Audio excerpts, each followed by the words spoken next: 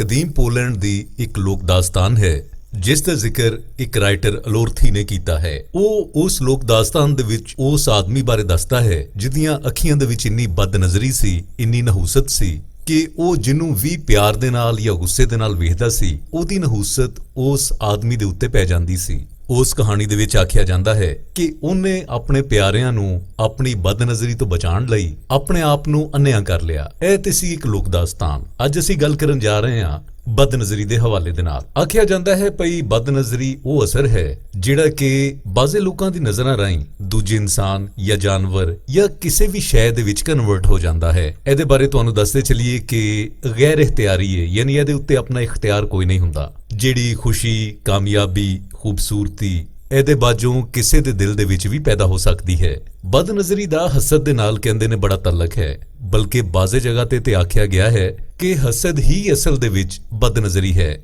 ਹੁਣ ਅਸੀਂ ਗੱਲ ਕਰਾਂਗੇ ਕਦੀਮ ਮਿਸਰ ਦੇ ਹਵਾਲੇ ਦੇ ਨਾਲ।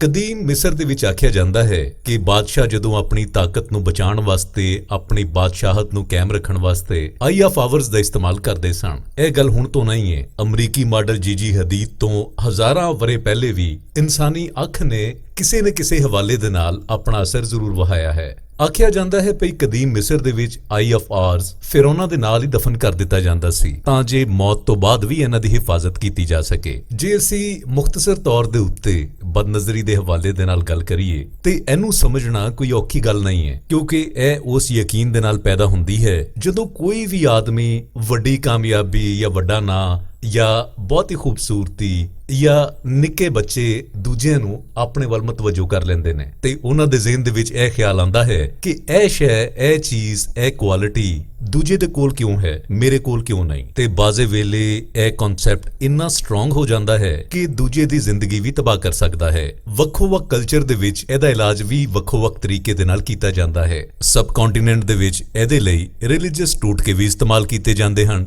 ਇਸੇ ਤਰ੍ਹਾਂ ਪਾਕਿਸਤਾਨ, ਇੰਡੀਆ ਤੇ ਬੰਗਲਾਦੇਸ਼ ਦੇ ਵਿੱਚ ਬਦਨਜ਼ਰੀ ਤੋਂ ਬਚਣ ਲਈ ਬੱਚਿਆਂ ਜਾਂ ਵੱਡਿਆਂ ਦੇ ਸਿਰ ਦੇ ਉੱਤੋਂ ਮਿਰਚਾਂ ਵਾਰ ਕੇ ਵੀ ਸਾੜੀਆਂ ਜਾਂਦੀਆਂ ਨੇ। ਬਾਜ਼ ਰਿਲੀਜਨਸ ਦੇ ਵਿੱਚ ਤਵੀਜ਼ ਧਾਗੇ ਵੀ ਇਹਦੇ ਬਾਰੇ ਦੇ ਵਿੱਚ ਕੀਤੇ ਜਾਂਦੇ ਨੇ। ਯਾਨੀ ਜੇ ਅਸੀਂ ਇਹਦੇ ਬਾਰੇ ਗੱਲ ਕਰੀਏ ਤੇ ਬੁਰੀ ਨਜ਼ਰ ਯਾਨੀ ਬਦਨਜ਼ਰੀ ਜਿਹੜੀ ਏ, ਇਹਦਾ ਤਸੱਵਰ ਇੰਨਾ ਪੁਰਾਣਾ ਹੈ। ਇਹਦੇ ਬਾਰੇ ਦੇ ਵਿੱਚ ਬਹੁਤ ਸਾਰੀਆਂ ਕਿਤਾਬਾਂ ਤੇ ਬਹੁਤ ਸਾਰੇ ਰਾਈਟਰਸ ਨੇ ਵੀ ਲਿਖਿਆ ਹੈ। ਖਿਆਲ ਕੀਤਾ ਜਾਂਦਾ ਹੈ ਕਿ ਇਹ ਜਿਹੜਾ ਹਸਦ ਹੈ ਯਾਨੀ ਇਹ ਜਿਹੜੀ ਬਦਨਜ਼ਰੀ ਹੈ, ਇਹ ਚੰਗੀ ਕਿਸਮਤ ਜਾਂ ਚੰਗੀ ਕੁਆਲਿਟੀਜ਼ ਵਾਲਿਆਂ ਵਾਸਤੇ ਇੱਕ ਬਹੁਤ ਹੀ ਨੁਕਸਾਨਦੇਹ ਚੀਜ਼ ਹੈ। ਇਹਦੇ ਬਾਰੇ ਯੂਨਾਨ ਦਾ ਇੱਕ ਨਾਵਲ ਹੈ ਐਥੀਓਪੀਕਾ। ਇਹਦੇ ਵਿੱਚ ਹੈਲੋਡੋਰਸ ਆਫ ਅਮੈਸਾ ਦੇ ਵਿੱਚ ਕੁਝ ਇੰਜ ਲਿਖਿਆ ਗਿਆ ਹੈ ਕਿ ਜਦੋਂ ਕੋਈ ਬੰਦਾ ਦੂਜੇ ਵੱਲ ਇੱਕ ਬਦਨਜ਼ਰੀ ਦੇ ਨਾਲ ਵੇਖਦਾ ਹੈ ਤੇ ਉਹ ਚੰਗੀ ਚੀਜ਼ ਤੇ ਉਹਦੇ ਆਲੇ ਦੁਆਲੇ ਮਾਹੌਲ ਨੂੰ ਇੱਕ ਗੰਦ ਦੇ ਨਾਲ ਭਰ ਦਿੰਦਾ ਹੈ। ਉਹਦੀ ਨਜ਼ਰ ਤੇ ਉਹਦੀਆਂ ਜ਼ਹਿਰੀਲੀਆਂ ਸਾਹਾਂ ਸਾਰੇ ਮਾਹੌਲ ਨੂੰ ਗੰਦਾ ਕਰ ਦਿੰਦੀਆਂ ਨੇ ਤੇ ਉਹ ਗੰਦ ਬਿਹਤਰੀਨ ਸ਼ੈ ਜਿਹੜੀ ਹੁੰਦੀ ਹੈ ਉਹਦੇ ਉੱਤੇ ਵੀ ਅਸਰਅੰਦਾਜ਼ ਹੁੰਦੀ ਹੈ। ਪਲੂਟਾਰਕ ਇਹਦੀ ਮਿਸਾਲ ਕੁਝ ਇਸ ਤਰੀਕੇ ਦੇ ਨਾਲ ਦਿੰਦੇ ਨੇ ਕਿ ਬਹਿਰਾ ਅਸਵਦ ਦੇ ਆਲੇ ਦੁਆਲੇ ਇੱਕ ਗਰੋਹ ਐਸਾ ਵੀ ਹੈ ਜਿਹੜਾ ਕਿ ਬਦਨਜ਼ਰੀ ਦਾ ਇਸਤੇਮਾਲ ਕਰਦਾ ਹੈ।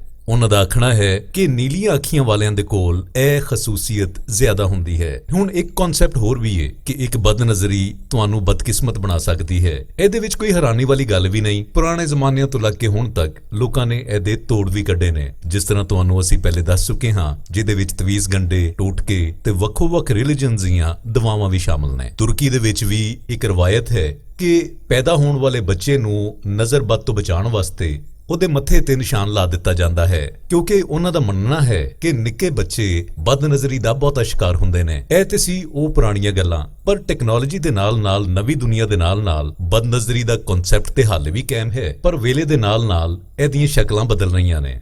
ਹੁਣ ਬਦਨਜ਼ਰੀ ਕਿਸੇ ਬੰਦੇ ਨੂੰ ਕਿਸ ਹੱਦ ਤੱਕ ਮੁਤਾਸਰ ਕਰ ਸਕਦੀ ਹੈ, ਇਹਦੇ ਬਾਰੇ ਕੁਝ ਕਨਫਰਮ ਤਾਂ ਨਹੀਂ ਆਖਿਆ ਜਾ ਸਕਦਾ, ਪਰ ਜਿੰਨੀਆਂ ਕਦੀਮ ਰਵਾਇਤਾਂ ਨੇ ਇਹਦੇ ਵਿੱਚ ਕੁਝ ਨਾ ਕੁਝ ਹਕੀਕਤ ਜ਼ਰੂਰ ਨਜ਼ਰ ਆਉਂਦੀ ਹੈ। ਐਸੀ ਬਦਨਜ਼ਰੀ ਦੇ ਹਵਾਲੇ ਦੇ ਨਾਲ ਥੋੜੀ ਜਿਹੀ ਇਨਫੋਰਮੇਸ਼ਨ। ਉਮੀਦ ਕਰਦੇ ਹਾਂ ਕਿ ਤੁਹਾਨੂੰ ਪਸੰਦ ਆਈ ਹੋਵੇਗੀ।